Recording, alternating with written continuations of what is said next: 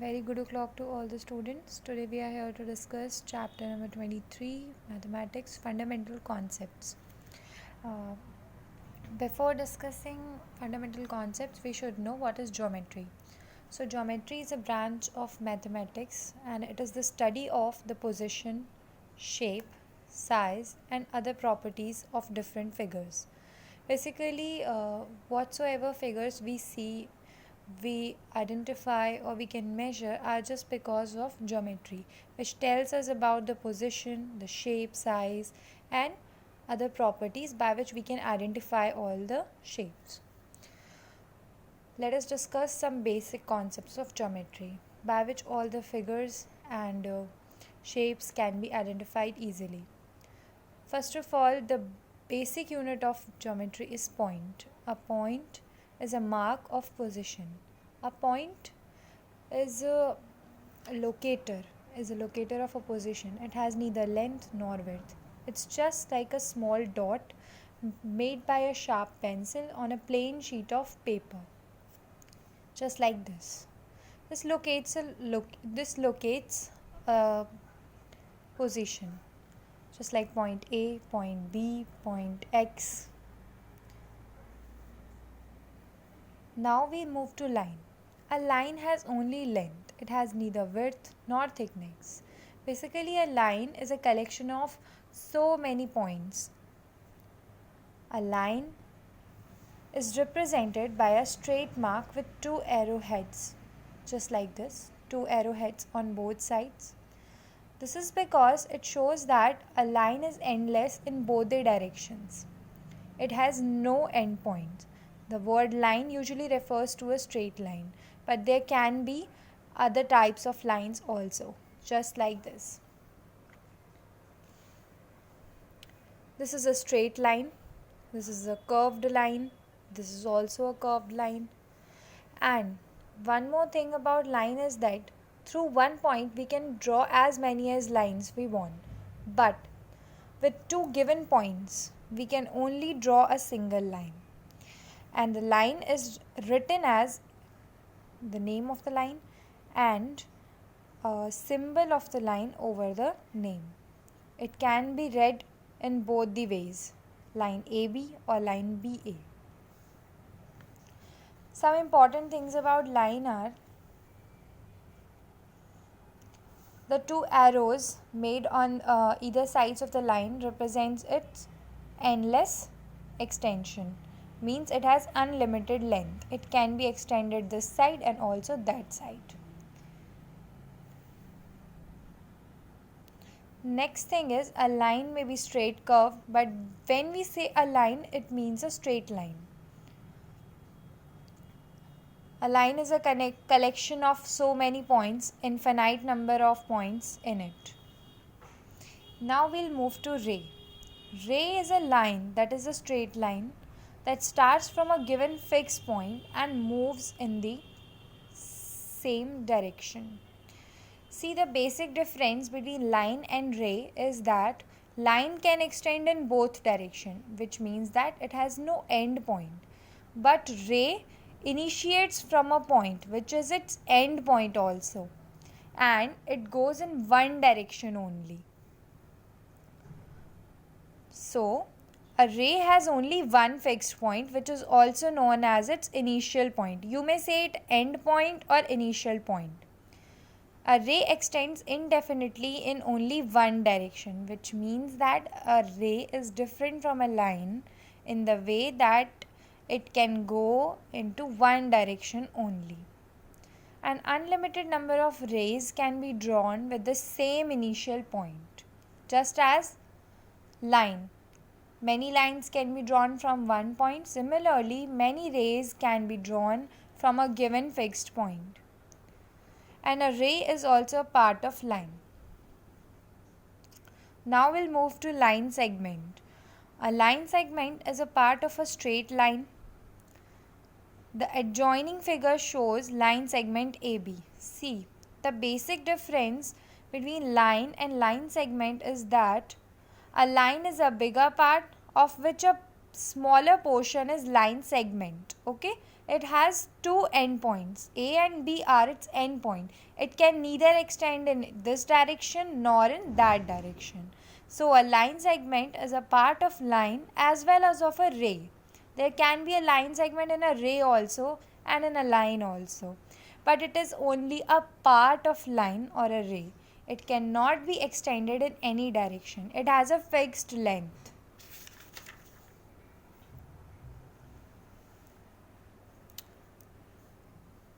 Now, till now we have only read length. Now, we'll read surface, which has both length and width, but no thickness yet. A surface has length and width. A page of your book, the outside of a box, a blackboard represents surfaces. A surface may be flat or curved. The surface of a wall is flat while the surface of a cricket ball is curved. You can see that a surface has a length and width both, which means that it has vertical lines and horizontal lines also. Now you can see actually this page is a surface. It is a plane surface. But see this calendar. This is a curved surface.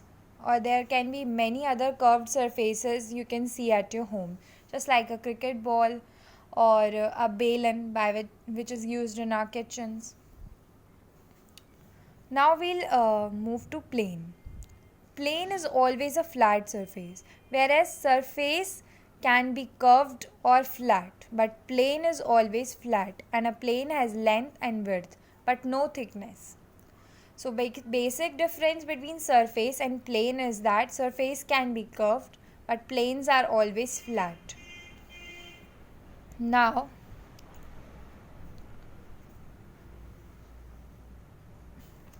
we will move to parallel lines.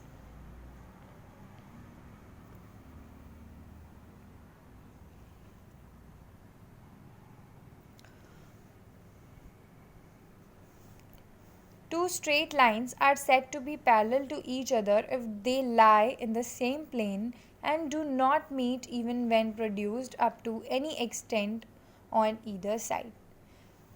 A very basic example of parallel lines are the railway tracks. You see that railway tracks go side by side, but they never meet except when we change the track. They never meet as far as they go. Basically, parallel lines are those lines which never meet when extended in any direction. They go side by side, but when you extend them, they would not meet. The line AB here is parallel to line CD. There can be many more examples of parallel lines, just as the opposite sides of the blackboard, they never meet. Okay? Just as these two edges of this book, they will never meet when extended. Now there are intersecting lines. If two lines lie in the same plane and are not parallel to each other, they are called intersecting lines. The lines which are not parallel to each other, that means that they meet at some point to each other. They cross to each other at some point. Just like this. They have a common point. These are called intersecting lines. This example also.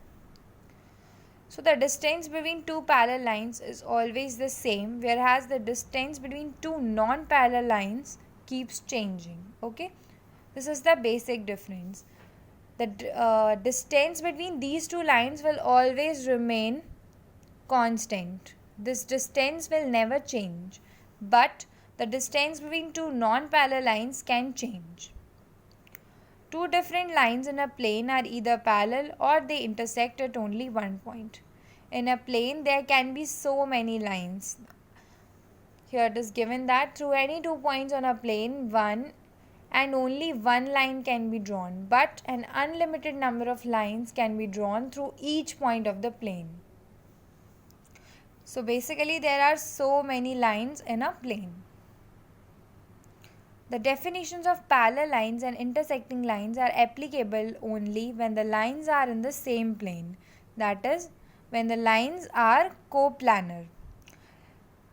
This point wants to explain that to be a parallel line or a pair of intersecting lines, the lines have to lie in the same plane, which means that lines cannot be in different planes to be parallel. They have to be together. Now there are collinear points. If three or more points lie on the same straight line, then the points are called collinear points. As I already said, there are so many points in a line. You can see here that there are A, B, C, D. 4 points lying on the same line. So these points will be called collinear point, which means they lie in the same line. For example, when we stand in a straight line in assembly or for anything, let us suppose that we are points, so will be said as collinear points when we stand in a line. The given figure shows the collinear points A, B, C, D, as these points lie on the same line. See, if I say this is the point A and this is a point B. This point lies on this line called as PQ, and this point lies on another line written as RS.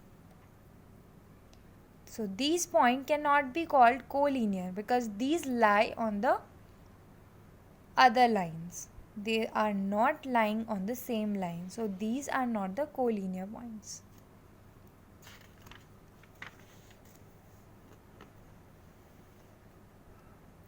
The last concept is of concurrent lines. If three or more straight lines in the same plane pass through the same point, the lines are called concurrent lines. And the point is called the point of concurrence. Basically, we saw that many points, as many as lines can be drawn from one point. So when these types of line are drawn, these are called concurrent lines. When they have one point in common, these are called concurrent lines. And the point is called the point of concurrence. As in this figure, P is the point of concurrence and all these lines are called concurrent lines. Hope all the basic concepts are clear to you. Do read at home and revise, and if there is any doubt, let me know. That's all for today. Thank you.